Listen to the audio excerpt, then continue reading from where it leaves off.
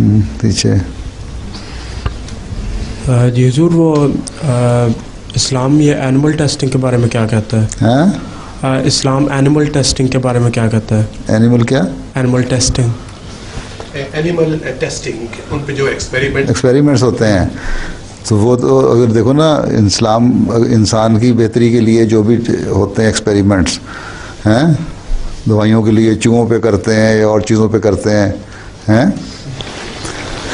उस तो जायज़ है। अगर कुर्बानी की जा सकती है जानवर की, हैं, तो इस पे भी, ये भी एक कुर्बानी एक तरह की है कि उसको टेस्ट किया जाता है दवाइयों वगैरह के ऊपर, या दूसरे एक्सपेरिमेंट किए जाते हैं ताकि इंसान की ज़िंदगी की बेहतरी के लिए इस्तेमाल किए जाएं, हैं, तो बिल्कुल जायज़ है, हैं। मेडिसिन में तरक्की इसीलिए हुई है ना, हैं, सारी चीज़ें तो इसी तरह तजुर्बे करते हैं।